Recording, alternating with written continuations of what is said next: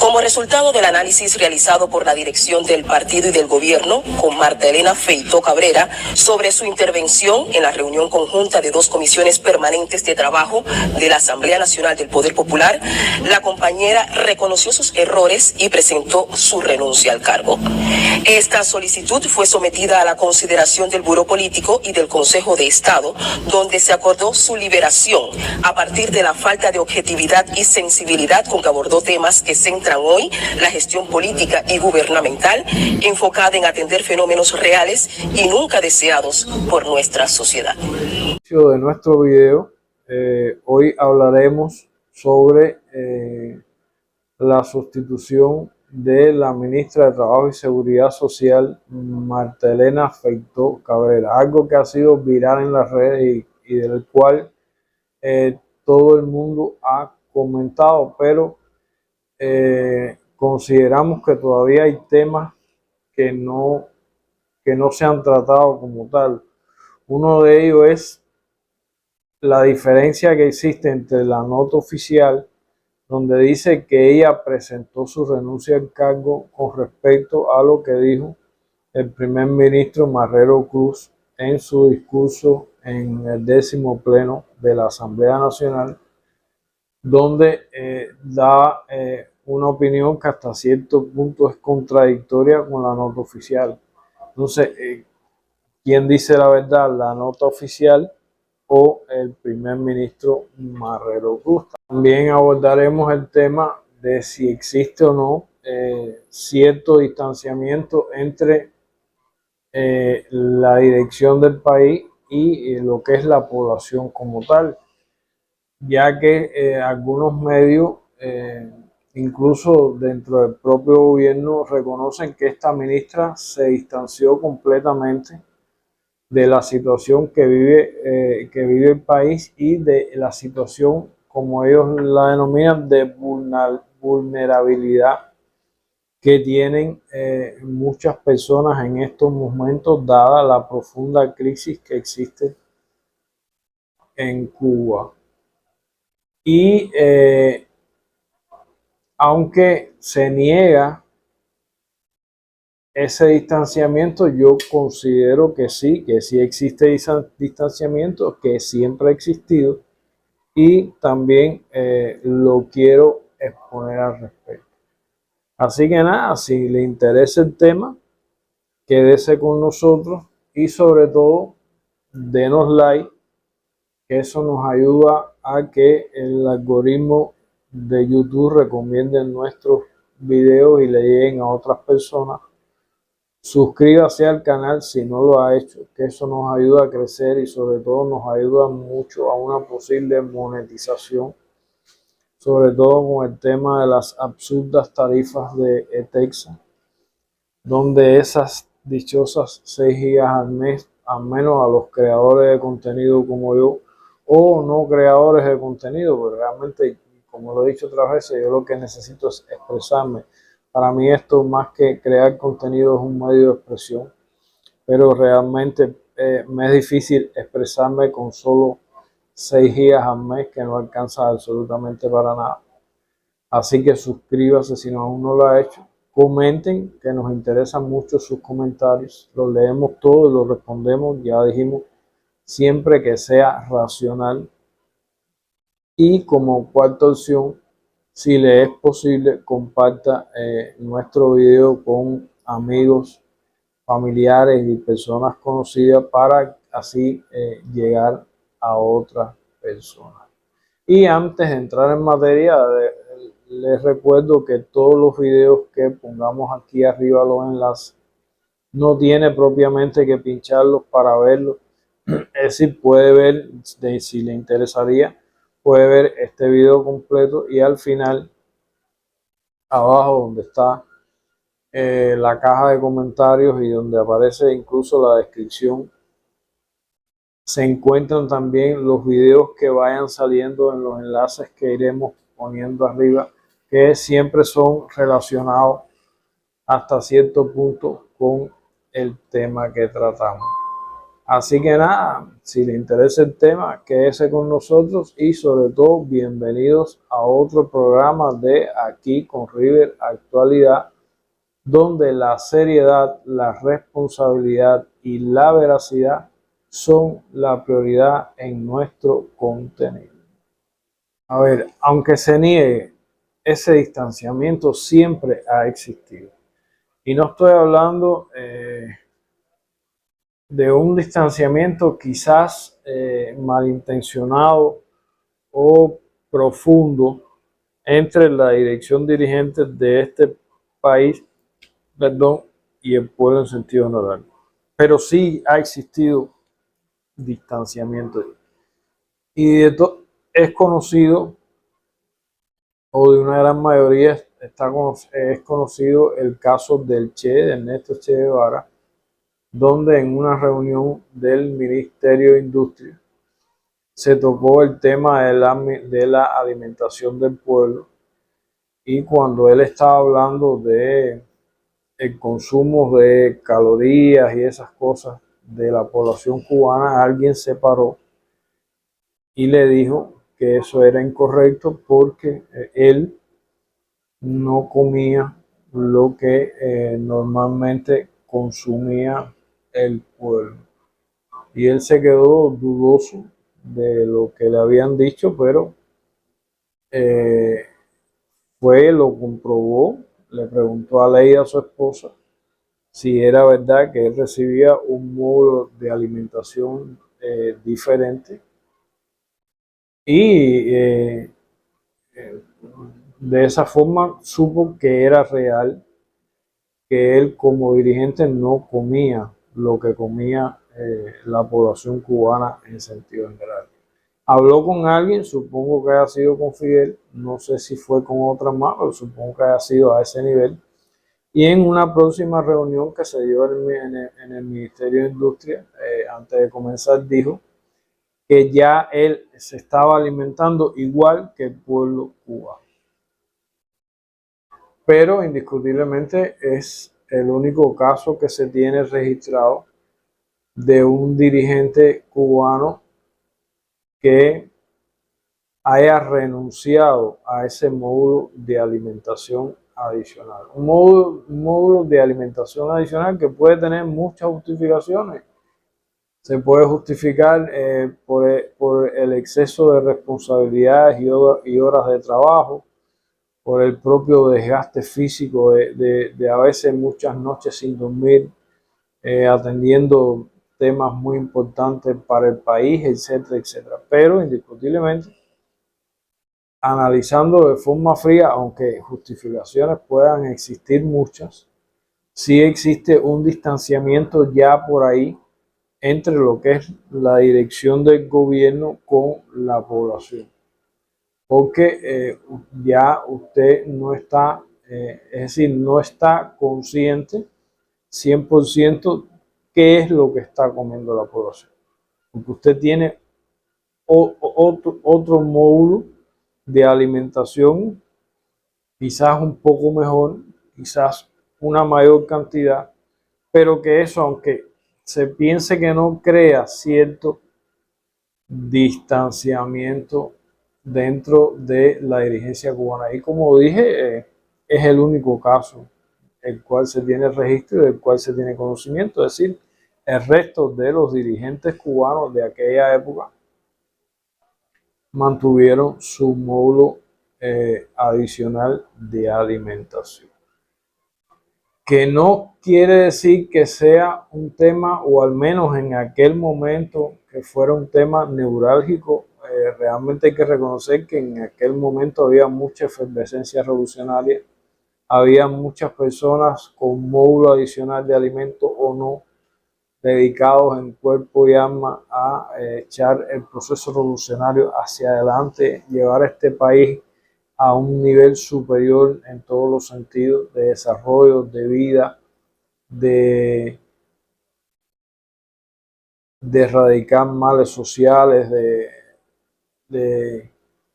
de crear valores humanos, etcétera, etcétera. Pero en esencia, la realidad es que ya desde un primer momento del triunfo de la revolución existían diferencias entre la clase dirigente y la población como tal.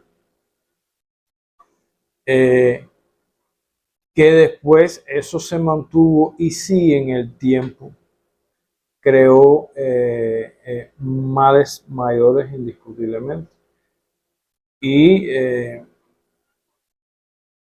un ejemplo muy reciente es alguien que con cargo de ministro, al menos mi opinión muy personal, y yo lo creo así, alguien con cargo de ministro, que no voy a mencionar su nombre, no por nada, no, sino porque es más que conocido en las redes,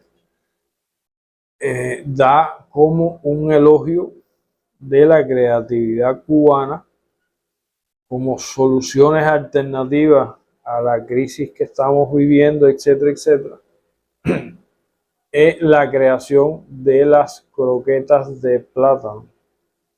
Yo creo que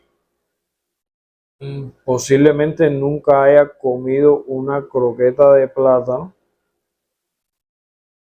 No sé si es una croqueta que tenga quizás un buen sabor, pero creo que si le damos una dieta a esa ministra de croquetas de plátano por 3 o 4 meses, se dará cuenta que si hasta estos momentos nadie había inventado la croqueta de plátano es por algo, es decir, no creo que sea algo muy apetitoso ni algo como para estar celebrando como la creatividad y la originalidad del pueblo cubano. Más bien es un reflejo de la miseria y la necesidad y la escasez que se vive en estos momentos dentro del pueblo cubano como tal. Así que creo que elogiaron una croqueta de plátano eh, que por demás ella no come, creo que también es muestra de que existe un distanciamiento entre la parte de la dirección de este país y su población, indiscutiblemente. Porque al final el distanciamiento ocurre incluso hasta de diferentes formas. Yo recuerdo, bueno, en un breve paréntesis, una pequeña historia muy personal, es decir, de esto que yo recuerdo, pero el viejo mío, mi padre, tuvo la suerte, si así se quiere, que desde muy joven que empezó a trabajar siempre tuvo en qué moverse. Es decir, él desde que empezó de joven a trabajar, le otorgaron una moto para que se moviera. Y después con el tiempo ya y los años, fue un carro. Él incluso reconoce que siendo joven, él tuvo la curiosidad cuando en Cuba entraron las guaguas Leyland, que cómo eran esas guaguas, todo el mundo hablaba de las guaguas Leyland, pero él no, siempre tuvo la moto por el trabajo y nunca se montó una Leyland. Y dice que él, por curiosidad, un día dejó la moto en el parqueo o en la casa, no recuerdo, y se fue a montarse en una guagua porque él quería saber cómo era la Leyland por dentro, y montarse en una guagua Leyland le nació esa curiosidad. Pero con el transcurso del tiempo, como ya les dije, el viejo mío siempre tuvo en qué moverse por funciones de trabajo. Primero fue en moto y después fue en carro. Y yo recuerdo que en un periodo especial muchas veces salía, aunque en Cuba el tema del transporte siempre ha sido pésimo. Es decir, nunca hemos tenido un transporte realmente que cubra las necesidades de movilidad, al menos aquí en la capital, que es donde yo resido y es donde yo conozco. Aunque el transporte nacional siempre ha sido pésimo en ese sentido, recuerdo que en periodo especial, precisamente por crisis de combustible y otras condiciones más, se complicó mucho más. Y a veces estábamos ahí en la casa compartiendo eso y salía el tema del transporte. Yo recuerdo que el viejo me decía, donde yo protestaba, que si las guaguas, que, bueno, o los camellos, cuando veían los camellos, las rastras que se adaptaron para transportar personal, y yo protestaba de que si pasé tantas horas en la parada, que si no me pude ir, que cuando me monté aquello estaba repleto de gente, con tremendo calor, etcétera, etcétera. Y yo recuerdo, y ya hoy muchas veces lo hemos hablado ya, que yo le decía de lo malo que estaba el transporte, que de verdad que era una tortura montarse en un camello, que el calor que había ahí adentro, etcétera, etcétera. Y yo recuerdo que él me decía que no había que exagerar. Él me decía, es verdad que hay problema con el transporte, es verdad que está malo, es verdad que no tenemos la capacidad suficiente de movilidad para todas las personas que viven en La Habana, pero a mí me parece que tú exageras un poco. Está malo, pero no tanto, tú le estás poniendo de más. Simplemente mi papá nunca, mi papá jamás se montó un camello, y mucho menos en ningún tipo de ómnibus, salvo aquella Leila, cuando aún era joven, que le dio curiosidad. Entonces ya por ahí podemos jugar que hay cierto distanciamiento, y no es que se haga con malas intenciones, es que se va distanciando de lo que padece, sufre y vive cotidianamente la población. Y eso es lo que sucede, e incluso digo más, hay gente mala, y hay gente en nuestro gobierno que se ha creído cosas y se ha inflado, como se dice aquí en Cuba. Se ha inflado y se ha creído superior a todo. Han existido, existen y existirán, porque eso es un tema humano. Pero a veces el distanciamiento es hasta inconsciente. Hace un tiempo atrás, ya mi hijo está trabajando, pero hubo un tiempo atrás que estuvo sin trabajo. Y mi esposa es muy preocupada, sobre todo con el tema de los alimentos. Es decir, ella trata de conseguir lo que prácticamente no se puede conseguir. Pero le gusta, su mayor preocupación, yo creo que desde que se despierta, es ver qué puede comprar, qué se está acabando, qué hay que conseguir, etcétera, etcétera, etcétera. Y yo recuerdo que pasé por casa de mi hijo y cuando empezamos a hablar, creo que hacía como 2 días que no tenía arroz, estaba comiendo precariamente, indiscutiblemente. Entonces ahí yo puse el grito en decirle, pero ¿cómo no me dijiste? ¿Cómo no me avisaste? ¿Por qué no me dijiste que necesitabas tal o más cual cosa? Te hubiera traído tal o más cual cosa. ¿Por qué? Porque simplemente como mi esposa se preocupa por tener al menos lo más necesario para comer lo más decente posible, si se quiere decir, porque aquí no se come langosta, no se come camarón, incluso yo no como carne de cerdo, no se sabe desde cuándo, pero al menos es una comida decente. Y como yo almuerzo, nosotros no comemos, aquí normalmente lo que se almuerza, y por la noche es un pan o lo que sea, porque no da tampoco para almorzar y comer. Pero al menos se almuerza siempre. Y entonces yo juzgo por mí y creo que mi hijo está en la misma situación mía. Y eso también es parte de ese distanciamiento que a veces es hasta inconsciente. Y vuelvo y repito, y no es que quiera defender determinadas posiciones. Aquí hay gente que se ha inflado y se ha creído cosas.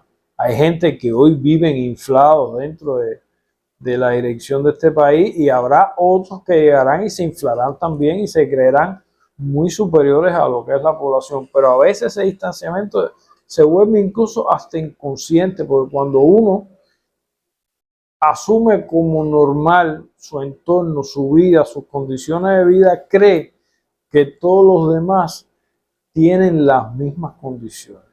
Y ahí ya empieza a existir indiscutiblemente distanciamiento de la realidad de la población que no es tu realidad.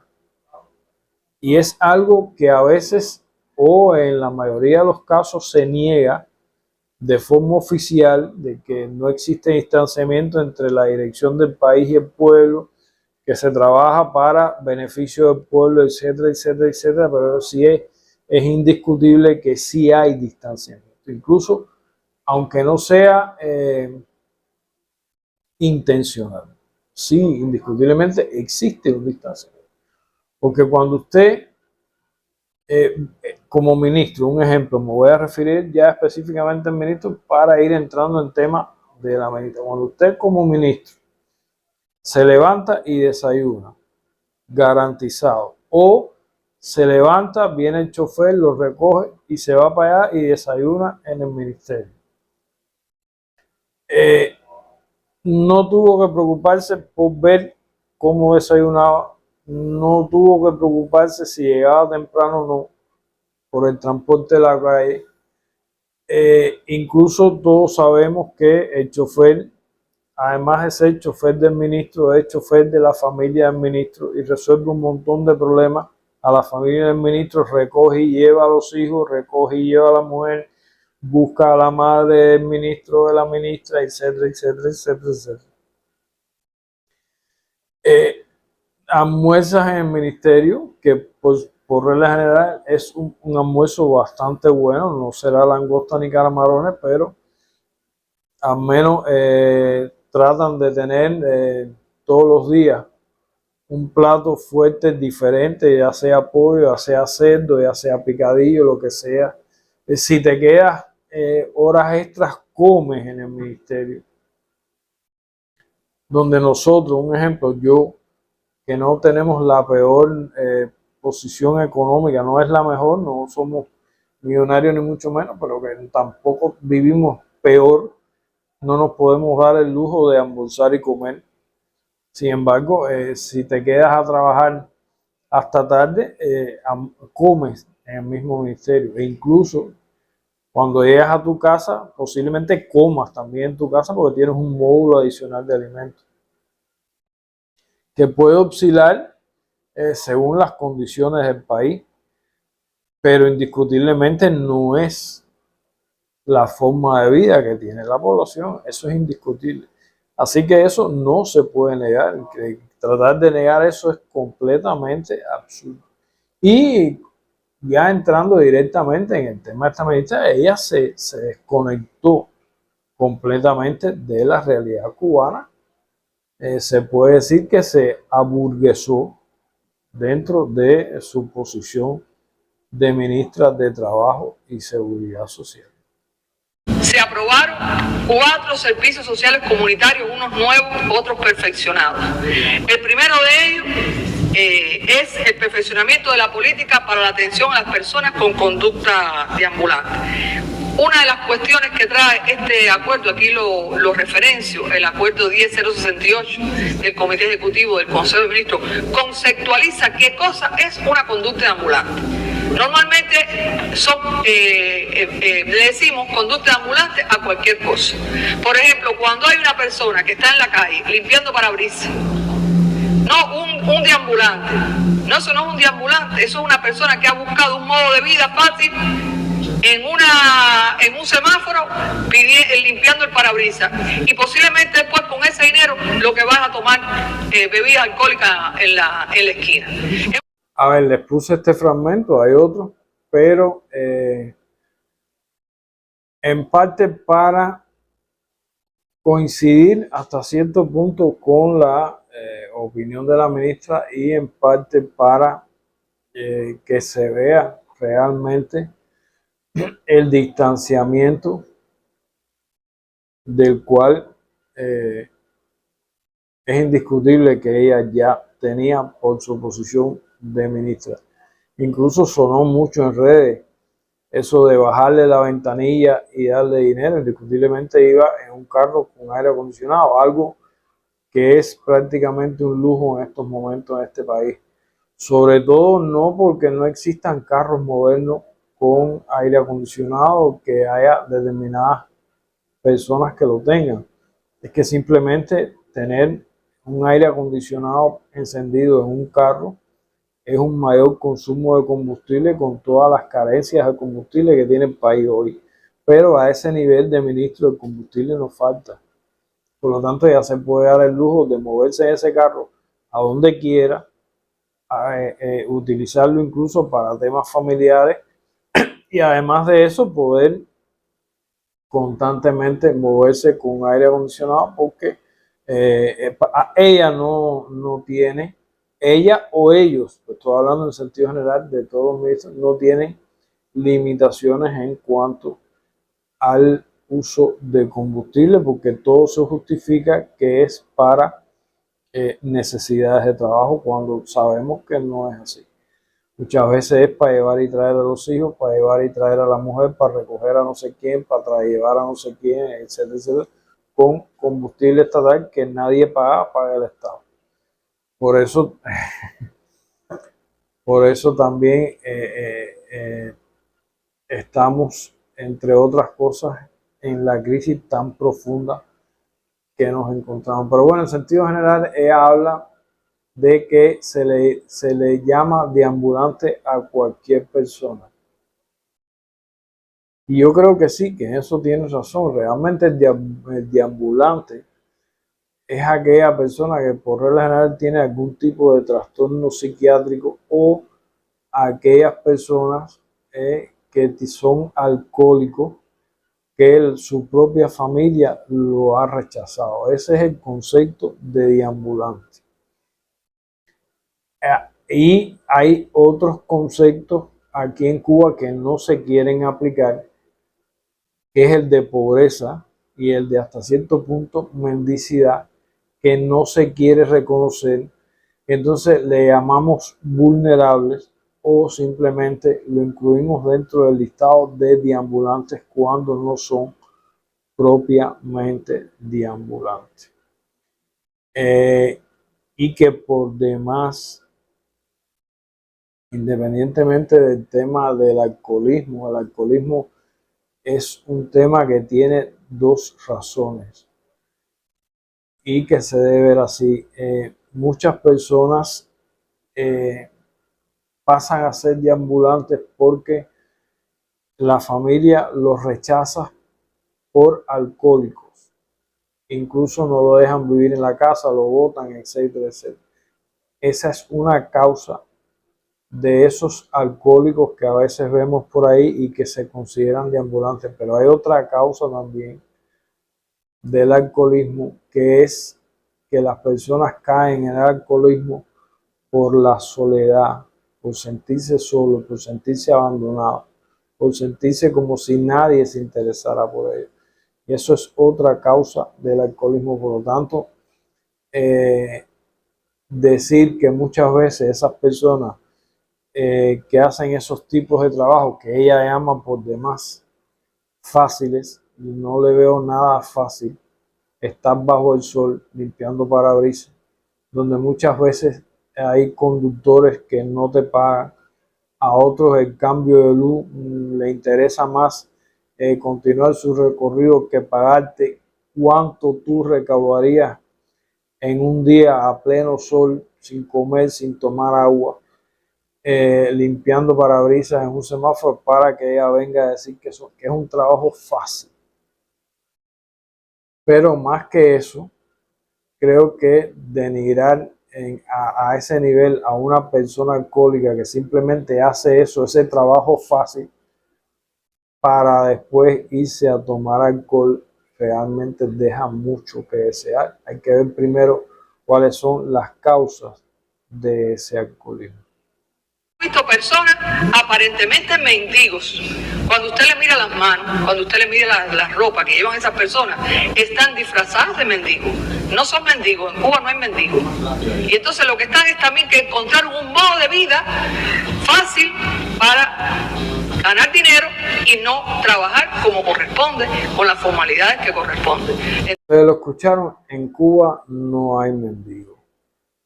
Eso es algo que seguimos negándonos a reconocer y simplemente le damos el nombre de vulnerable.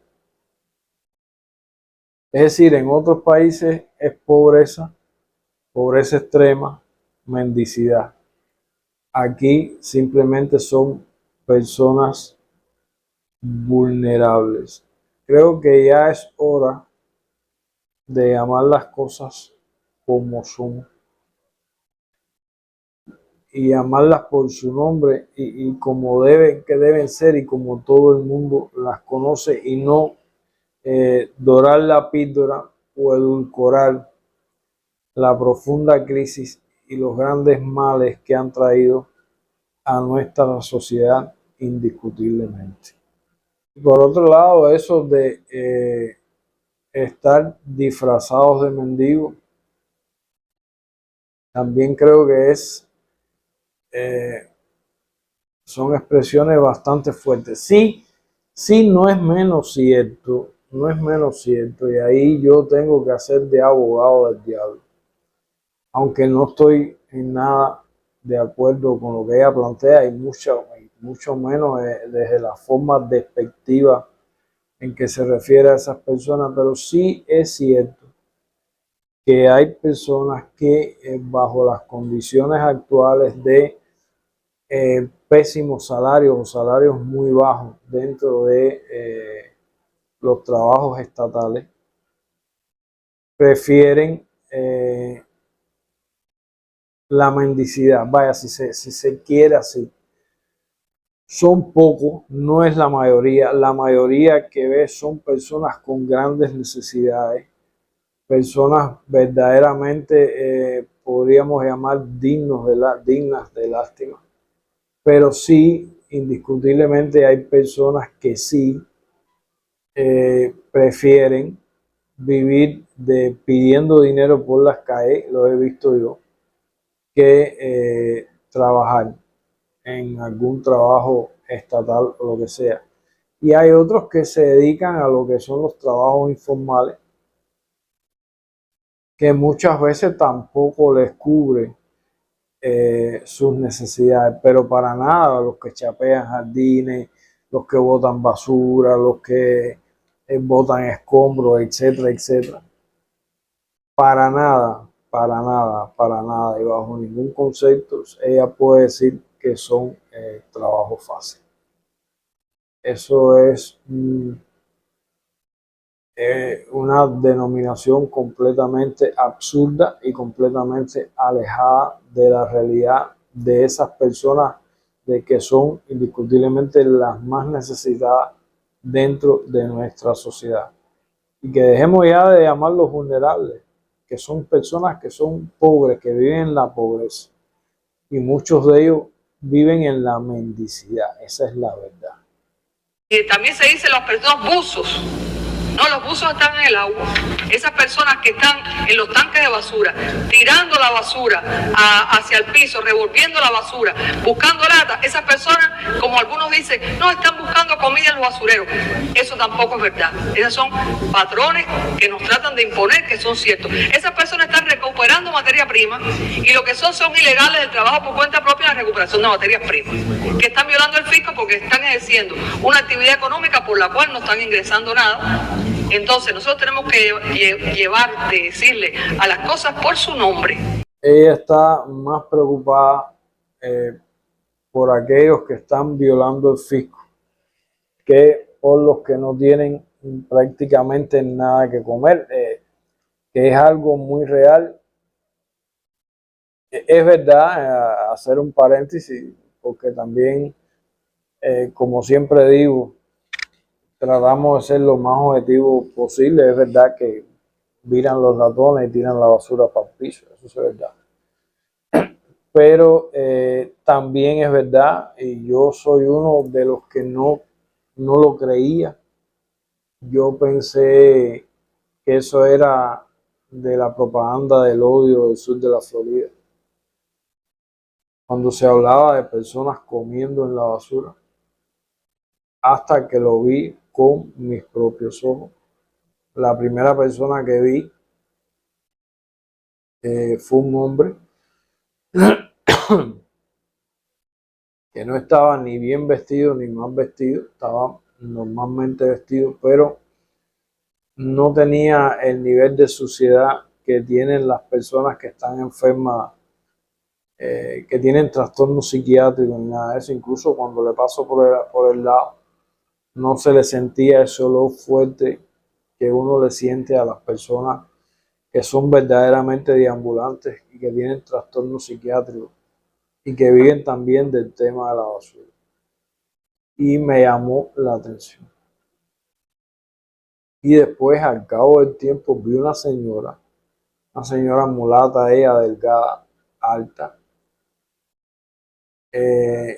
no bien vestida en el sentido de ropa moderna ni nada de eso, pero sí me llamó la atención que la señora, es decir, una ropa de señora mayor que puede tener cualquiera de nuestras madres, de nuestras abuelas, etcétera, etcétera, pero la señora sí estaba muy limpia, tenía la ropa muy limpia, incluso las sandalias o las chancletas que tenía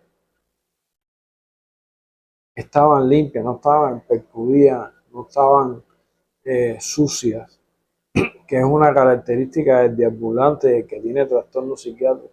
Y esa señora estaba comiendo en la basura. Eso lo vi yo. Son a las únicas dos personas que he visto yo, no por video, sino personalmente, comer en la basura. Y ahí fue donde me di cuenta de que el tema de comer en la basura es muy real y no es simple mentira o, como se dice, patraña del enemigo. Es algo muy, muy real, desgraciadamente, y muy doloroso. En cuanto a que hay gente que en la basura recupera materia prima, es cierto, es verdad. Pero normalmente todo el que se dedica a recuperar materia prima en la basura es por necesidad. Nadie que tenga un buen trabajo o que tenga una entrada económica holgada se dedica a recoger materia prima en la basura, sobre todo las latas de aluminio de refrescos y cerveza. Pero digo más, ¿cuánto te pagan a ti o a la persona que recoge materia prima por un saco inmenso negro lleno de lata? Cuando hoy en día, hoy mismo, yo pongo un ejemplo sencillo. Yo hoy compré 3 pepinos y creo que eran 6, 7 cebollas medianitas, cosas así, no eran cebollas grandes. Aquí en Cuba no se sabe lo que es una cebolla grande. Eran cebollas entre medianitas y pequeñas. Y fueron unas 6, 7 cebollas y 3 pepinos. Fueron 950 pesos. ¿Cuánto paga materia prima por un saco inmenso lleno de latas de aluminio? 20.000 pesos, 10.000 pesos, 5.000 pesos. No, señores, no. Entonces esas personas que recogen materia prima se están haciendo millonarios gracias a lo que hacen de materia prima y a violar el fisco. No, señores, no, señores, no, señores, por favor, más empatía y sobre todo más racionalidad. Ahí está conceptualizado qué cosa es una persona con conducta de ambulante, que generalmente requiere apoyo psicológico, requiere apoyo a las entidades de salud. Esa persona es la que tenemos que atender. Ahora también es verdad que por la basura pasan muchas personas diferentes. No solamente pasan las personas de extrema pobreza, las personas deambulantes con trastornos psiquiátricos o las personas que están en un estado de, prácticamente pudiéramos decir, de mendicidad. Por la basura pasan muchas personas y escapan en la basura muchos tipos de personas que no son ni de extrema pobreza, ni deambulantes, ni mendigos. Tampoco, yo aquí lo he descrito más o menos para que se me entienda, le he dado algunos nombres, no son nombres científicos, ni estudiados, ni nada de eso, pero para que se entienda. Por la basura pasa el casual. Y ustedes me dirán, bueno, ¿quién es el casual? No, el casual es usted y yo, y personas normales que tenemos hasta cierto punto un salario más o menos decoroso o aceptable o que puede cubrir determinadas necesidades, pero simplemente hay tantas necesidades de otro tipo que a veces tú pasas por la basura y ves algo que tú dices, yo estaba buscando esto, no lo encontraba en ningún lado. Un ejemplo, nosotros tuvimos problemas con una paleta de un aire acondicionado. Por eso le digo, gracias a Dios, nosotros no somos de los peores que vivimos. No somos millonarios tampoco para nada, pero al menos tenemos ciertas condiciones de vida. Pero una de esas paletas se calcinó, se partió y no había forma de encontrar la paleta. Y simplemente alguien tenía que es lo que nosotros tenemos, aire de cajón. Al parecer se compró un split o se compró otro aire de cajón más moderno, lo que sea, y cogió el de él, que a lo mejor ya tenía la máquina quemada, y lo tiró en la basura. Y yo pasé y lo vi, y vi la paleta, que era lo que yo estaba buscando. Que yo no cargué, que yo no cargué con una parte del aire para acá, para mi casa, para quitarle la paleta, por supuesto. Y de los casuales, hay muchas personas que, debido a la crisis económica en la que estamos y de las necesidades que hay de muchas cosas, pasan y ven, no sé, unos tubos de aluminio que le hacen falta, cualquier cosa que le haga falta, y simplemente las recogen, y no son ni mendigos, ni ambulantes, ni personas que vivan en la pobreza como tal. También dentro de la basura están los técnicos. ¿Quiénes son estos técnicos? Son las personas que pasan y ven que botaron un televisor, que botaron un equipo de música, que botaron cualquier equipo electrodoméstico, y lo cogen, lo desarman y le quitan determinadas piezas para después con esas piezas poder reparar otros equipos, porque viven de eso. Están también asociados a la basura, están los carpinteros. ¿Quiénes son los carpinteros? Son aquellos que recogen madera, sean carpinteros o no. A lo mejor son personas que conocen a alguien que tiene una carpintería y le venden esa madera. Igual que la categoría que les di de técnico, quizás no sean técnicos, no se dediquen a arreglar nada, pero sabe quién les puede comprar esas piezas.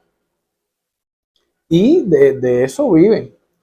Está el de los sancochos, es alguien que pasa en una carretilla llena de cubetas de sancocho y que van de latón en latón recogiendo sancocho para después dárselo a los que crían puercos. Muchas veces se los vende, si él no es el que tiene los puercos, se lo vende a personas que tienen crías de puerco.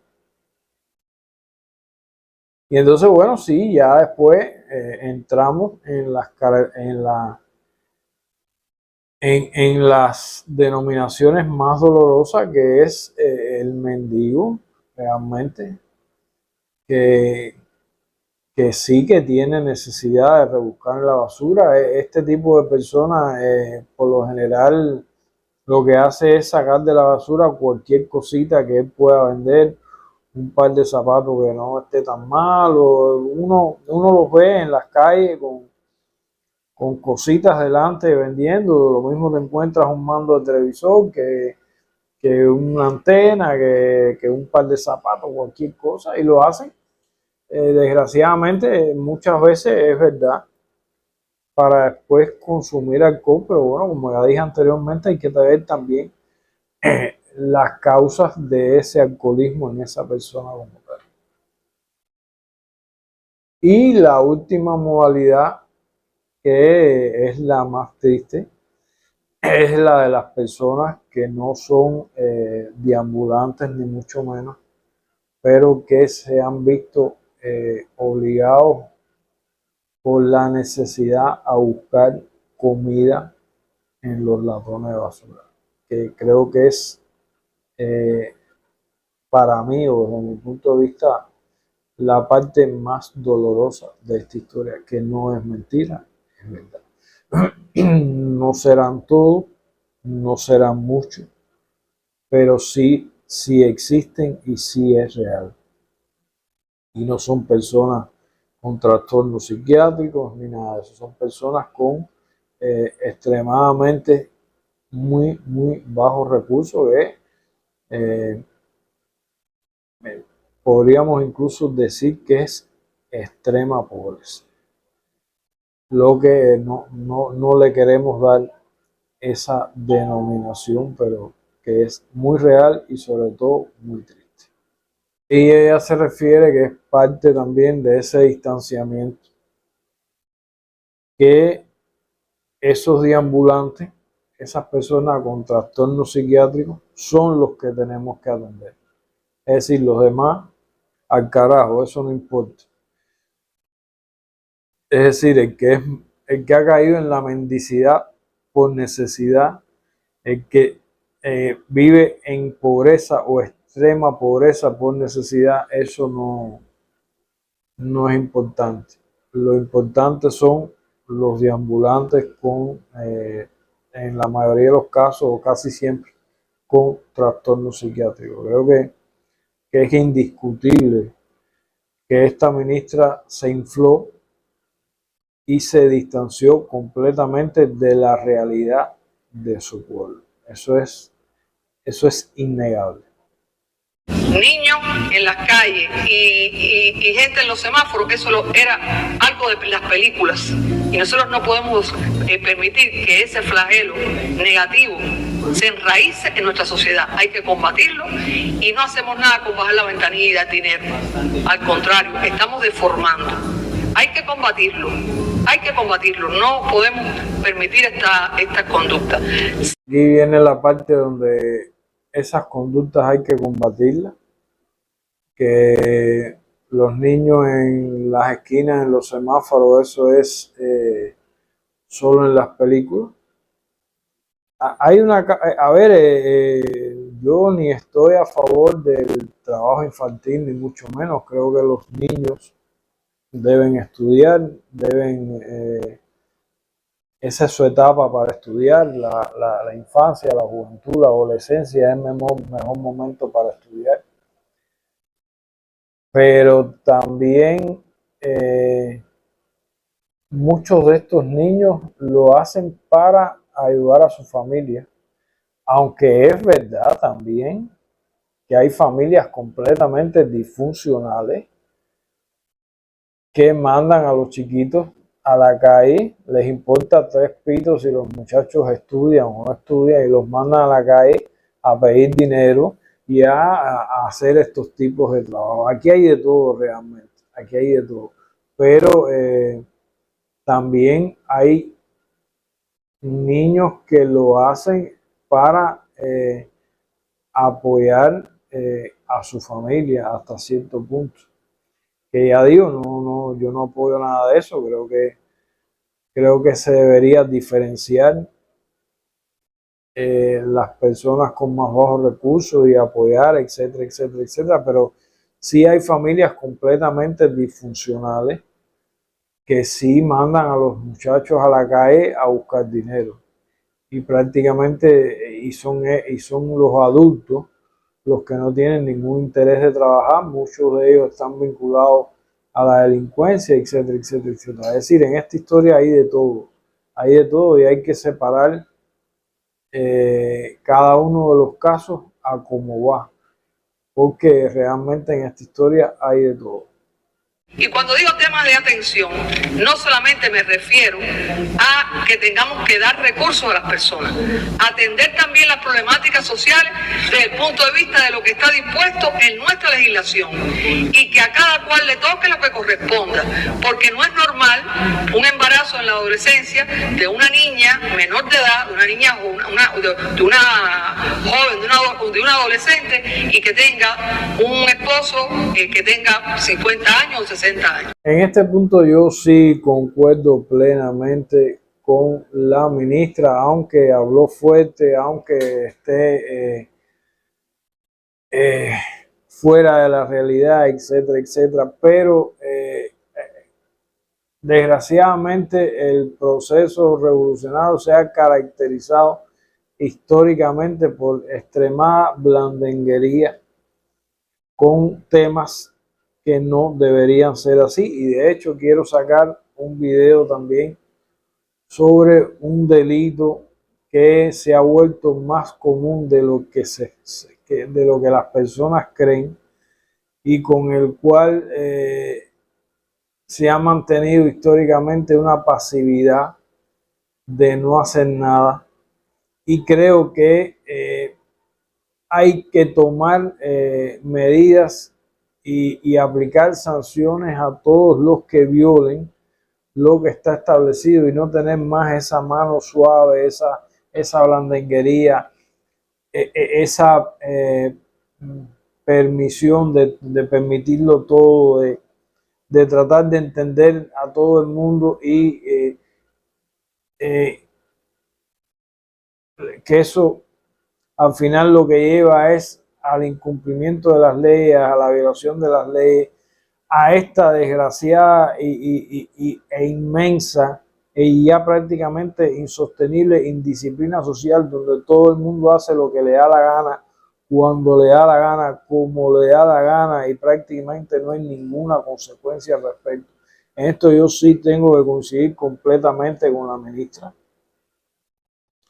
Esa pasividad y esa blandenguería es lo que ha dado los niveles tan extremos de indisciplina social que tenemos hoy, indiscutiblemente. Yo creo que en eso sí coincido con la opinión de la ministra, y hay que tomar decisiones, y decisiones drásticas en cuanto al cumplimiento de la ley en ese sentido. En este caso sí coincido con la ministra, a cada cual lo que corresponda. Y con este tema del embarazo que ella habla, todo eso es verdad, todo eso es real. Incluso hay mujeres que paren de este marido, del otro marido, del otro marido, del otro marido, no trabajan, y lo que quieren es que el Estado le dé manutención por cada uno de los hijos. Después llegan, hacen un lleguipón, 4 tablas, levantan una casa donde no es legal tener una casa, se roban la corriente del poste, le ponen electricidad a la casa. Entonces después viene el Estado a darle propiedad del terreno de la casa, a legalizarle el lleguipón, porque simplemente por pena, por lástima, porque una mujer con 4 o 5 chiquitos. No, a cada cual lo que corresponde. Si tú te quieres dedicarte a parir y a mantener chiquitos, no es el Estado. Yo entiendo que los niños no tienen nada que ver, pero no es el Estado quien te tiene que mantener a ti, porque a ti te dé por parir. Y aquí se vive así. Y si tú te fuiste de tu provincia porque no te gusta tu provincia, porque está muy mala, por lo que sea, por todas las condiciones, no puedes llegar a un lugar donde no es una zona para construcción, por levantar 4 tablas. Entonces después a más petar te da problemas, fajarte incluso hasta con la policía porque tú no tienes donde vivir, etcétera, etcétera, etcétera, y el Estado termina dándote la propiedad de Yeguipón, reconociéndote el lugar, etcétera, etcétera, etcétera, etcétera. Al final todo eso, que no es solamente eso, es muchas cosas más. A lo que hemos llegado es a que Cuba hoy prácticamente es un oeste donde no existen las leyes, donde no se cumplen las leyes están pero no se cumplen, porque al final cada cual hace lo que le da la gana, como le da la gana, en el momento que le da la gana, y no hay consecuencias al respecto. Siempre se trata de sobrellevar. ¿Para qué? Para que no aumente el malestar, para que la cosa no, para que la olla no coja presión. Entonces no cumplimos las leyes que estamos establecidos. Tenemos un nivel de indisciplina social, un nivel de delincuencia prácticamente ya casi fuera de control. ¿Y quién ha permitido eso? El gobierno, con toda esa blandenguería, con todo ese humanismo, entre comillas, con toda esa complacencia, con entender siempre los problemas de todo el mundo, cuando hay muchos que están generando problemas en beneficio propio. Yo creo que sí, que todo eso se debe acabar, porque al final, en estos momentos, este país, yo lo veo casi que es un oeste, donde cada cual pone su ley a como le da la gana, porque hemos querido ser tan buenos, tan nobles, tan humanos, que hemos permitido el relajo y ahora criticamos la indisciplina social, pero fuimos los causantes de esa indisciplina social por no tomar medidas a tiempo, porque siempre hemos estado ocupados en otros problemas mucho más importantes y hoy casi tenemos un país ingobernable, vaya, con tantos problemas acumulados, con tantas violaciones de la ley, con tanta indisciplina social, con tantas ilegalidades, que es hasta difícil organizar y encaminar este país. ¿Y quién es el culpable? Porque esa es la otra historia, eso es lo otro que no comparto. Cuando le conviene al gobierno es una tarea de todos, que todos tienen que enfrentar, esto es un tema de todos. No, esto es un tema tuyo y tuyo, cada cual tiene que tener su responsabilidad. Esto no es simplemente cuando todo te salga mal decirle a la población o decirle a los miembros del partido o decirle a algún sector específico. Esto es un problema de todo. No. Esto es un problema del gobierno, que lo tiene que resolver el gobierno. Quien ha creado todo este desastre es el gobierno, quien ha permitido toda esta barbaridad ha sido el gobierno. Entonces ahora quieren, es muy fácil decir que es un problema de todo, que todos tenemos que enfrentar y que todos tenemos que entender. Yo creo que en ese sentido hemos llevado desde hace muchos años una política interna menos completamente absurda, que lo único que ha hecho es por años poner esto peor de lo que estaba el año anterior. Ninguno de nosotros puede actuar con soberbia, puede actuar con prepotencia.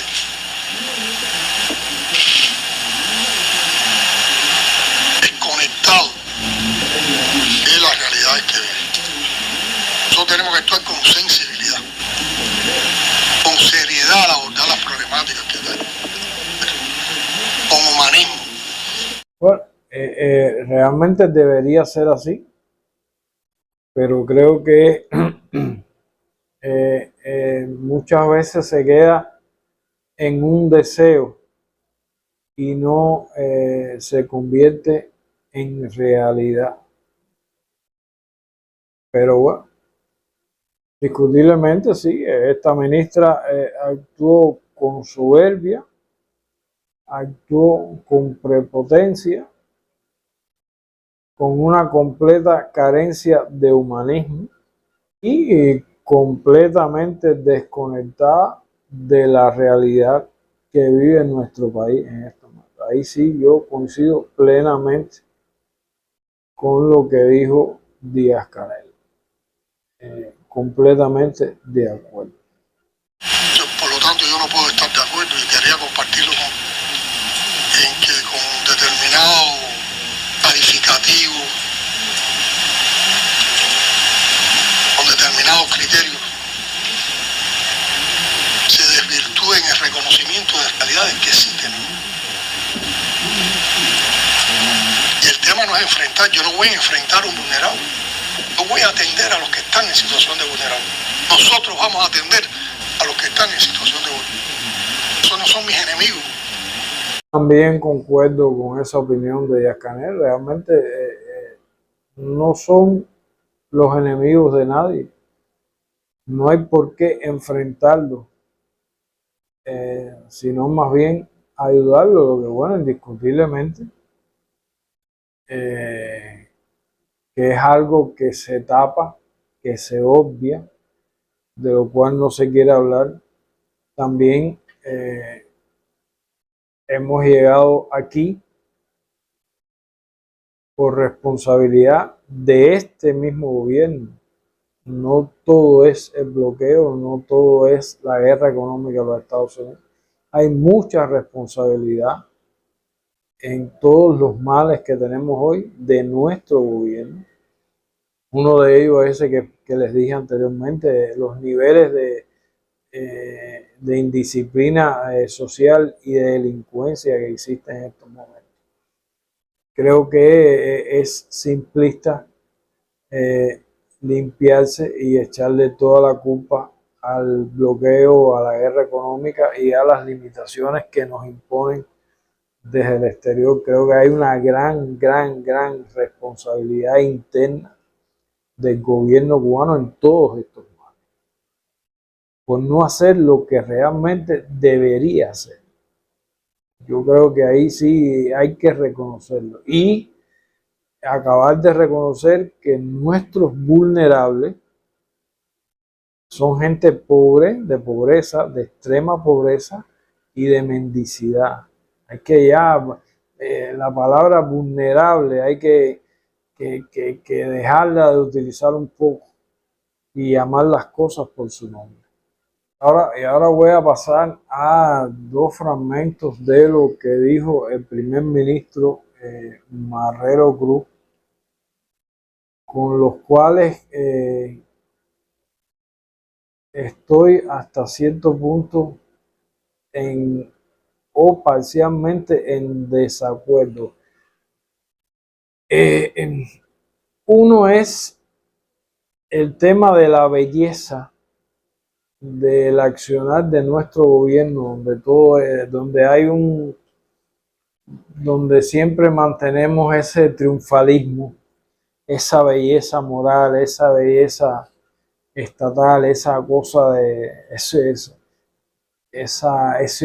extremo de humanismo. Y el otro es el tema de la primera ministra, que indiscutiblemente la nota oficial, que después le voy a poner un fragmento nuevamente de esa nota oficial, dice que ella pidió la renuncia, mientras el primer ministro, aunque dice que ella pidió la renuncia, se refiere también a otras cosas. Entonces, realmente, ¿quién dice la verdad? ¿La nota oficial o el primer ministro Marrero? ¿Ella realmente renunció o simplemente la obligaron a renunciar? Y entonces hay cosas con las cuales quiero también dar mi opinión, así que vamos a pasar al primer fragmento de lo dicho por el primer ministro Marrero. De estas personas de ambulantes.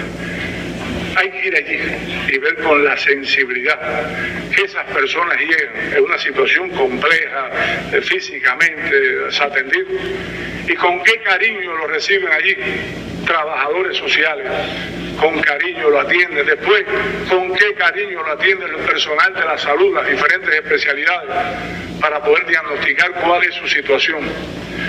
Con qué cariño después se les facilita su higiene personal, barberos que los pelan, se alimentan, se atienden y después se define en función de ese diagnóstico cuál debe ser el destino de esa persona. No para abandonarlo. Estos centros que estamos creando no es un lugar para dejarlos allí. Nuestro triunfo final es que esas personas puedan reinsertarse a la sociedad. Y esos centros es el lugar donde ellos podrán dar una etapa de sus vidas, recuperándose, para entonces ir viendo qué pasos habría que dar para lograr esa reinserción. Lo que es que bello, qué humanidad, que prácticamente se me salieron las lágrimas, me emocioné, vaya, qué capacidad de humanismo, vaya, muy emocionante, muy bello, muy precioso las palabras de nuestro primer ministro. Realmente en estos momentos existen tres Cubas. Y la tercera Cuba es la que menos me importa, aunque hace mucho daño también. Pero existen tres Cubas. Existe la Cuba del discurso oficial, de los medios oficiales de prensa, de la televisión, que por supuesto también es oficial. Que si existiera una persona que desconociera completamente de Cuba y se guiara por eso que ve en la prensa, por eso que ve en los discursos oficiales, por eso que ve en la televisión, que también es oficial, creería que Cuba es el mejor país del mundo. Cosa que está muy lejos de la realidad. Pero seguimos manteniendo ese discurso precioso, bello, triunfalista, muy triunfalista, donde todo es humanidad, donde todo es belleza, donde todo es preocupación, donde todo es lo mejor de lo mejor. Existe la Cuba real muchas veces extremadamente alejada del discurso oficial, donde la realidad no es como se plantea oficialmente. Y está desgraciadamente la Cuba tétrica, que tampoco es real, que es la que se genera sobre todo en redes y en los medios de difusión que parten desde el odio del sur de la Florida, donde Cuba sucede lo mismo que a nivel oficial, pero de forma inversa. Si usted fuera una persona que no conociera absolutamente de Cuba y viera todo lo que sale desde ese odio del sur de la Florida, creería que Cuba es el peor país del mundo y posiblemente la dictadura más sangrienta que ha existido en este mundo.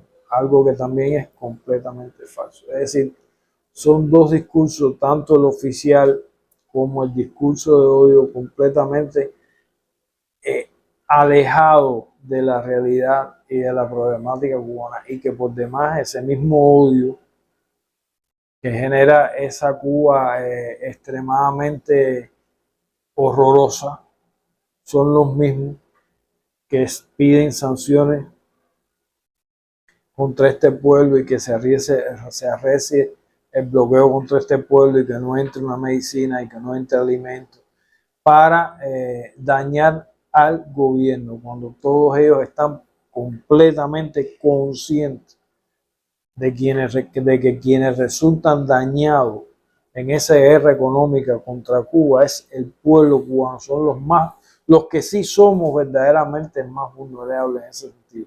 No es el gobierno.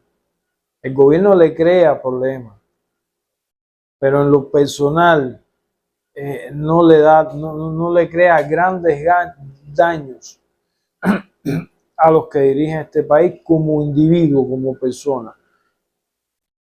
Porque para ellos siempre va a haber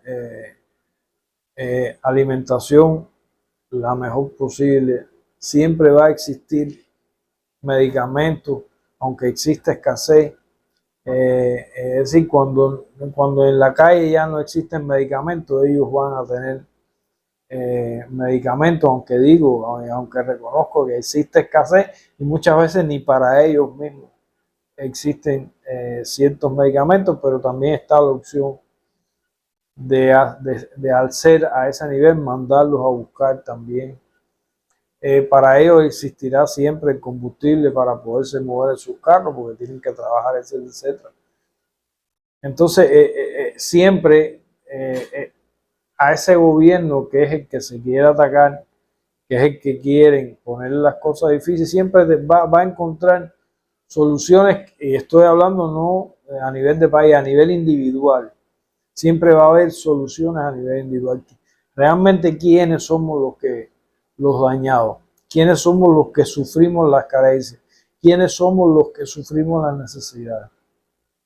El pueblo, el verdadero pueblo que ellos dicen desde allá afuera defender. Que todo es una mentira, es una falsa.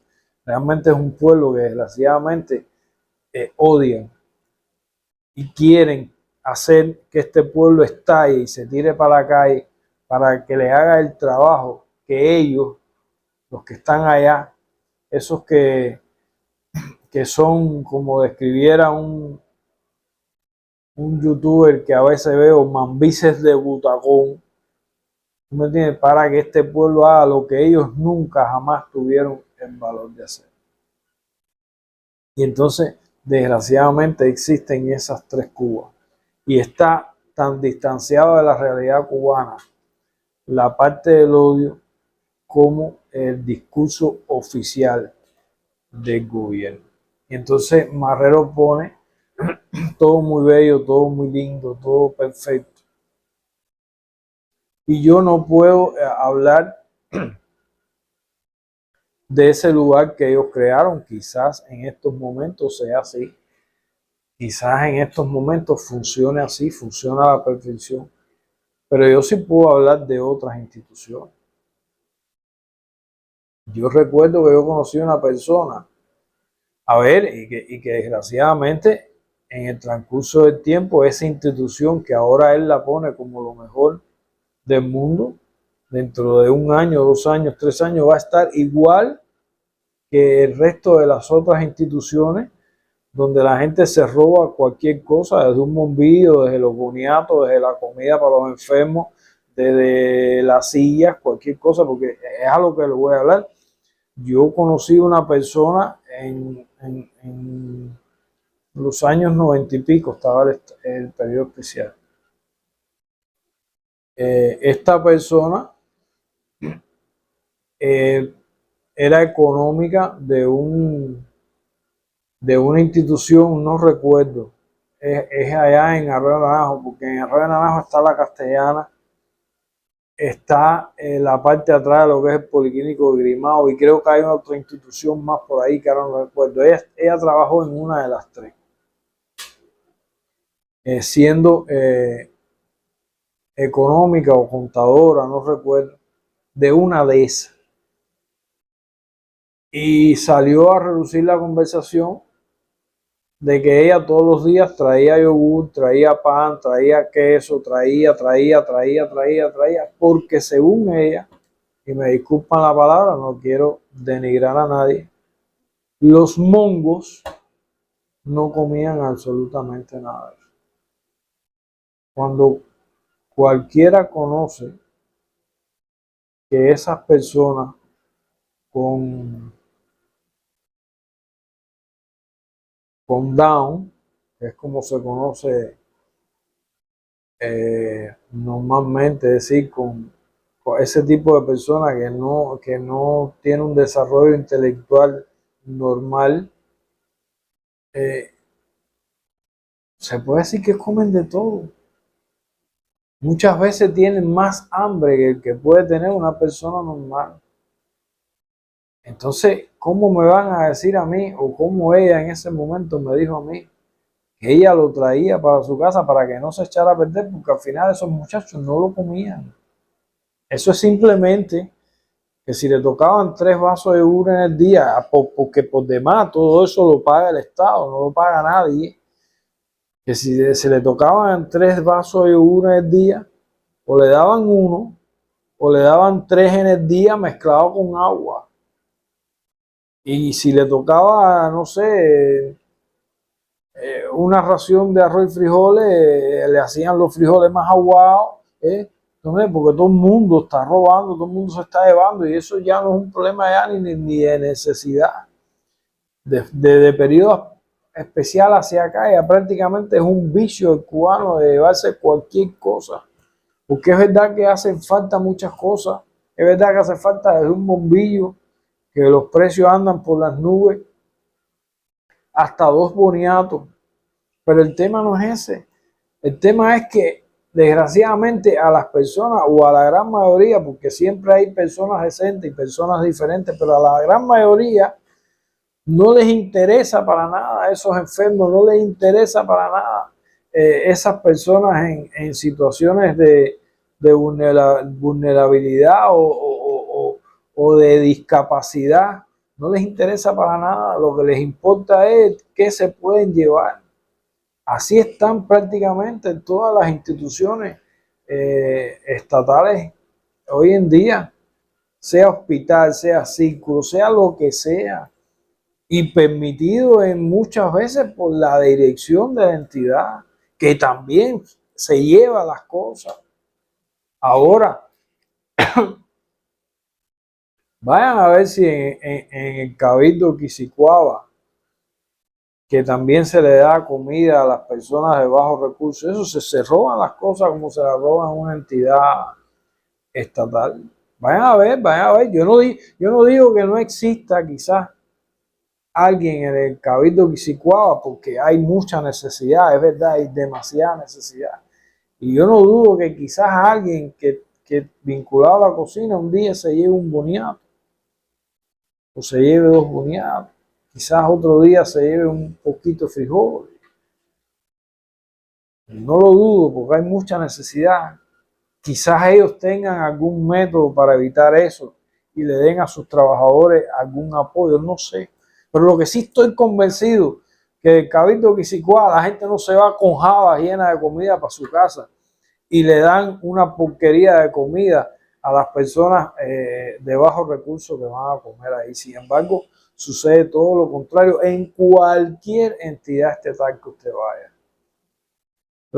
De hecho, es picontante cada cierto tiempo los comedores de viejitos, que los frijoles es un agua, la sopa es más agua, la carne ni se ve, cosas que dan vergüenza. Entonces, nuestro primer ministro Marrero Cruz nos hace un discurso de la belleza y la humanidad sin límite de esa entidad estatal que se ha creado nueva, que por demás no puedo hacer ninguna crítica porque no la conozco, pero que estoy convencido que al transcurso de 1 año, 2 años, 3 años va a ser lo mismo que es cualquier entidad estatal en estos momentos, donde la gente se va a robar todo y a las personas a las cuales el Estado designa esos recursos para alimentación, para bienestar, para tratamiento, no van a tener prácticamente absolutamente nada y lo que le van a dar es una porquería de comida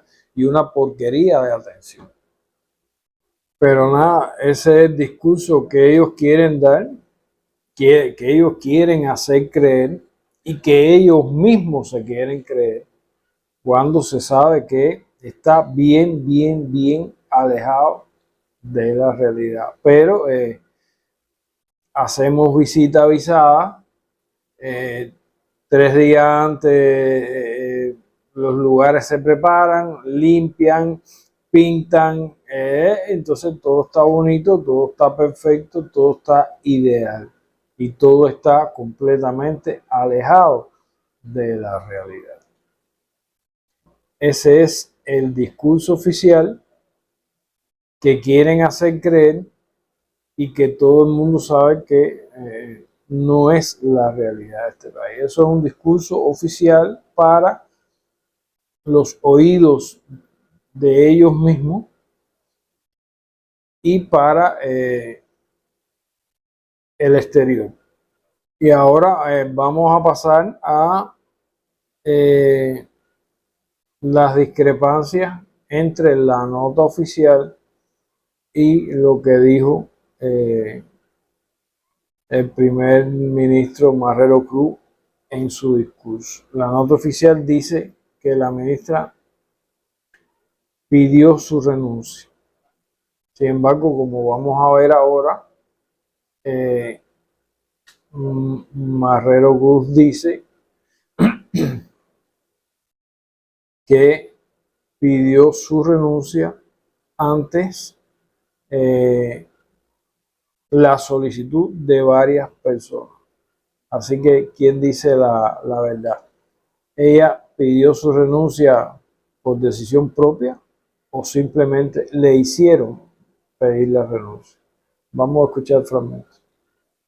Como resultado del análisis realizado por la dirección del partido y del gobierno con Marta Elena Feito Cabrera sobre su intervención en la reunión conjunta de 2 comisiones permanentes de trabajo de la Asamblea Nacional del Poder Popular, la compañera reconoció sus errores y presentó su renuncia al cargo. Esta solicitud fue sometida a la consideración del Buró Político y del Consejo de Estado, donde se acordó su liberación a partir de la falta de objetividad y sensibilidad con que abordó temas que centran hoy la gestión política y gubernamental, enfocada en atender fenómenos reales y nunca deseados por nuestra sociedad. Solo a partir de cuando se informó la nota, la decisión del Buró Político y Consejo de Estado, Nosotros ayer nos personamos en el Ministerio de Trabajo. La compañera ministra, como se expresa, reconoció sus errores. Una ministra que ha trabajado duro, que ha defendido y ha propuesto y se han aprobado varias de estas políticas. Pero ella dice, me equivoqué, y me equivoqué en lo que nunca debí haberme equivocado. Y no me siento en condición de mantenerme como un cuadro al frente de un ministerio. Una actitud valiente de la compañera, y así lo compartimos allí con todo su consejo de dirección, que también entendió, sin dejar de reconocer los méritos que acumuló la ministra, pero la necesidad de ejecutar ese movimiento, que a partir de ella la que solicita su liberación, y que, como siempre ha hecho la revolución, nadie quedará abandonado. Ejecutar ese movimiento a partir de personas que solicitan su liberación. Entonces, hay una incongruencia entre la nota oficial y las palabras de Marrero Cruz. ¿Realmente esa ministra renunció o simplemente la obligaron, la presionaron a renunciar? Yo creo que hay diferencia entre la nota oficial y las palabras de Marrero Cruz, indiscutiblemente. Y yo me voy, aunque hay quien dice que ella renunció. He hablado con otras personas que le he planteado esto mismo y le he dado a escuchar nuevamente tanto la nota oficial como las palabras de Marrero, y hay varias personas que se inclinan, e incluso me han dicho que ellos han participado en reuniones similares, por supuesto a niveles inferiores, donde sí, donde la gente normalmente por vergüenza, por pena, por renuncia. Pero yo en este caso muy específico creo que se le planteó por lo claro que pidiera la renuncia, porque hubo varias personas. Supongo que entre ese grupo de personas estuviera Díaz-Canel, Raúl y otras personas más que no estuvieron para nada de acuerdo con lo que ella dijo. Lo entendieron como un distanciamiento de la realidad de este país y exigieron su renuncia, porque de lo contrario habría que sustituirla, y la renuncia es algo muy diferente a la destitución. La destitución es una medida más drástica, por mal trabajo, incluso por incumplimiento de funciones, etcétera, etcétera, etcétera. Pero yo soy partidario de que indiscutiblemente se le exigió la renuncia. Ella no renunció por voluntad propia. Yo lo entiendo así, según las palabras de Marrero. Así que nada, hasta aquí el tema de hoy. Como siempre decimos, denos like, que eso nos ayuda mucho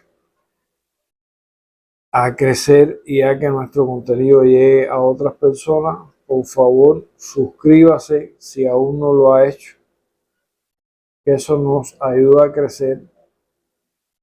Comenten, que nos interesan mucho sus comentarios, los leemos todos y los respondemos siempre y cuando sea un comentario racional. Y si puede, por favor, comparta nuestro video con otras personas para llegar a más personas en sentido general. Pero bueno, hasta aquí el tema de hoy. Saque usted sus propias conclusiones, como dice Taladrí, y nos vemos en otro programa de Aquí con River Actualidad. Chao.